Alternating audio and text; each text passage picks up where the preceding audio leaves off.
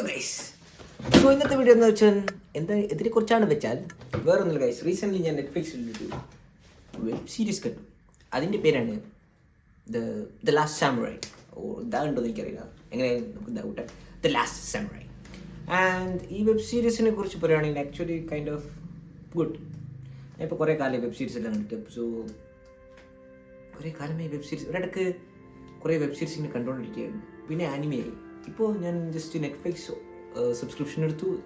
And ഞാനിപ്പോൾ ഒരു web series first കണ്ടത് ദ ലാസ്റ്റ് സാമുറായി. ലാസ്റ്റ് സാമുറായിനെ കുറിച്ച് പറയുകയാണെങ്കിൽ വേറൊന്നുമില്ല, ഏകദേശം ഒരു ഐഡിയ എനിക്ക് പറഞ്ഞുതരാം. എനിക്ക് തോന്നുന്നത് actually it's A kind of good, ഒരു നല്ലൊരു വെബ് സീരീസ് തന്നെയാണ് കമ്പാരിറ്റീവ്ലി. എനിക്കിഷ്ടപ്പെട്ടു. അത്ര വലിയൊരു എന്താ പറയുക, ഒരു സ്റ്റെപ്പ് ഗൈസ്. ബട്ട് എനിവേ ഞാൻ കൺവേ ചെയ്ത് തരാം.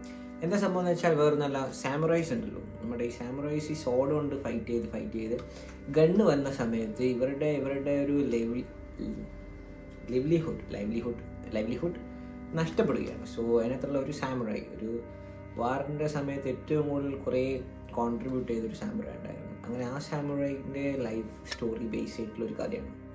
എല്ലാ സാമുറായി ഇപ്പോൾ കടന്നു പോകുന്ന പോവർട്ടിയും പിന്നെ കുറേ ഇഷ്യൂസ് ഇങ്ങനെ കടന്നു പോകുന്ന സമയത്ത് പണ്ടത്തെ പാസ്റ്റിൻ്റെ സമയത്ത് ചെയ്തു കൂട്ടിയ കാര്യങ്ങൾ, റിഗ്രറ്റ്സും കാര്യങ്ങളും എല്ലാം കൂടി ഉള്ളൊരു ഒരു വെബ് സീരീസാണ്.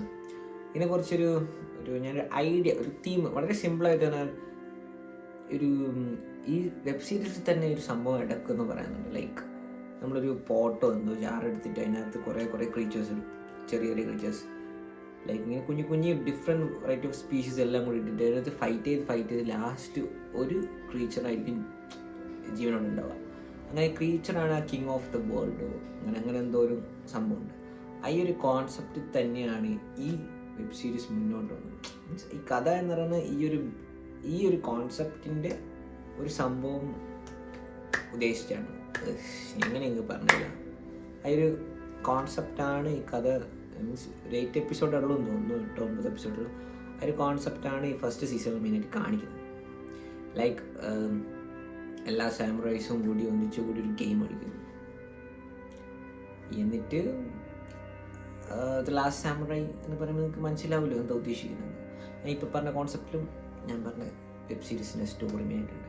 ഇതിനപ്പുറം പറയുകയാണെങ്കിൽ മൊത്തം പറയേണ്ടി വരും. ആക്ച്വലി ഇതിനെക്കുറിച്ച് പാസ്റ്റും അവരുടെ സാമുറായിൻ്റെ പാസ്റ്റും കറണ്ട് പ്രസൻറ്റും ഫ്യൂച്ചറും എല്ലാം കൂടി ഒരു മിക്സ് ചെയ്തൊരു സംഭവമാണ്. ഫ്യൂച്ചറല്ല, പാസ്റ്റ് ആൻഡ് പ്രസൻറ്റ് തമ്മിൽ കൊളൈഡ് ചെയ്യുമ്പോൾ ഉള്ള ഒരു വെബ് സീരീസാണ്. And the age of swords കഴിഞ്ഞ് ഗൺസ് വരുന്നു. ആ ഈ ഒരു ടൈമിൽ നടക്കുന്ന ഒരു സംഭവം, അതാണ് ഈ വെബ് സീരീസ്.